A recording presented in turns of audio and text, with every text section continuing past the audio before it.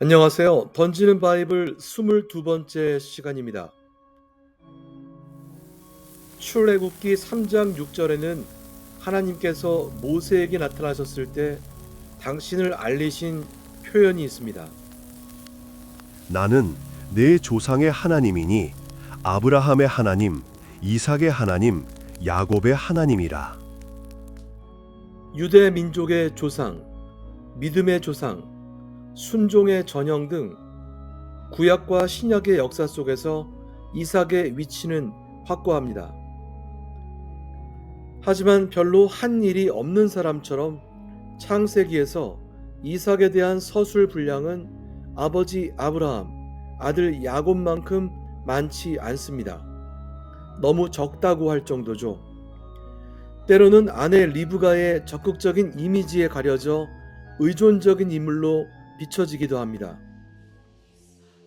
현대의 성경 연구자들 중 일부는 아케다 사건 이후 이삭이 갖게 된 트라우마의 흔적을 창세기에서 찾고자 했습니다.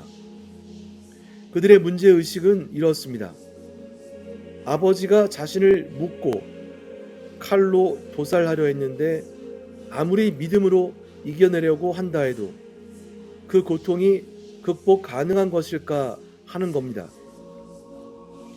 또 믿음의 조상의 가족 이야기가 후세 사람들의 기대치에 맞춰지다 보니까 그들이 겪었을 수도 있는 고통과 험난한 인생 과정이 간과됐을 가능성도 있다는 겁니다. 그래서 창세기 기자가 기록한 아브라함과 이삭, 사라의 거주지에 대한 단서들을 근거로 아케다 사건을 재구성한 학자들이 있습니다. 미드라시 등 일부 유대 전승들도 유사한 의문을 제기해 왔기 때문이죠. 아케다 사건이 발생한 창세기 22장 1절은 이렇게 시작됩니다. 그 일 후에 하나님이 아브라함을 시험하시려고 그를 부르시되. 바로 전장인 21장에서 어떤 일이 발생한 이후 아케다 사건이 있었다는 거죠. 창세기 21장은 사라가 이삭을 낳은 뒤 하갈과 이스마엘을 내쫓은 시기입니다. 아마도 이삭은 배다른 형과 이른바 작은 어머니가 자신의 친어머니에 의해 내쫓겨 광야에서 죽음의 위기까지 맞았던 사실을 뒤늦게 알았을지 모릅니다.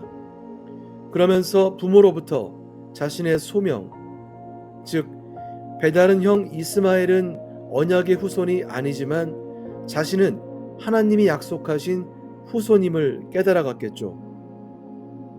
젊은 이삭의 마음이 결코 가벼울 수 없었을 겁니다. 그 후에 아케다 사건을 겪게 되죠.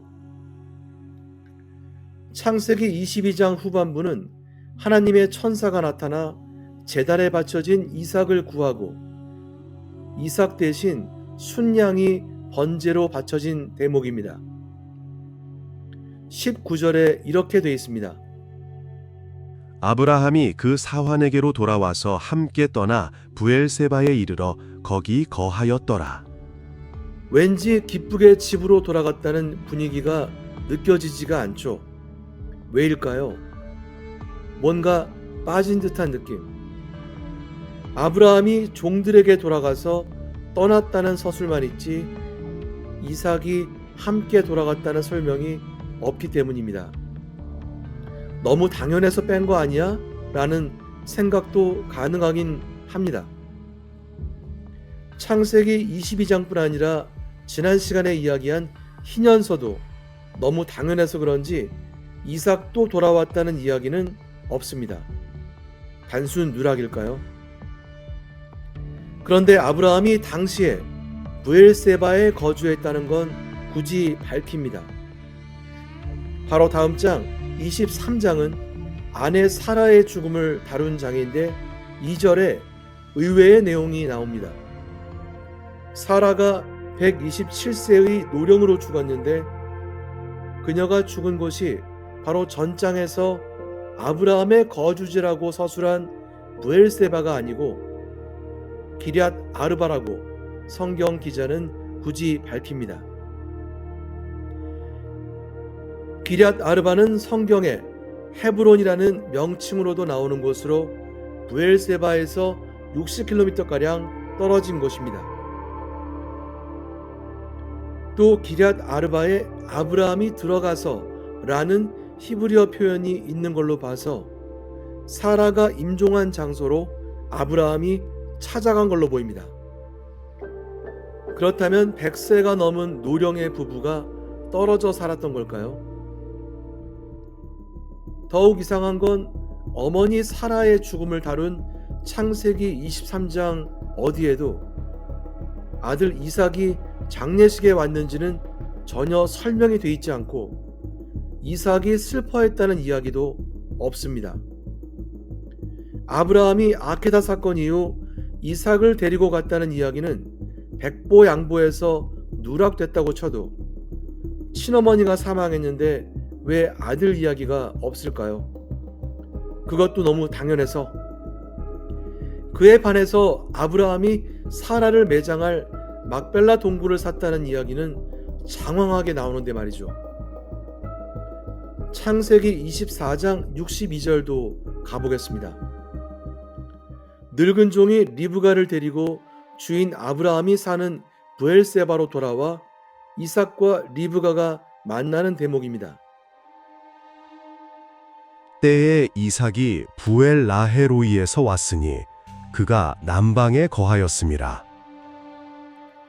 800km 떨어진 메소포타미아의 바단 아람에 가서 신부감인 리브가를 찾아서 왔는데 신랑인 이삭이 브엘세바에 살고 있던 게 아니라 그때 마침 부엘 라헤로이에서 브엘세바로 와 있었다는 겁니다.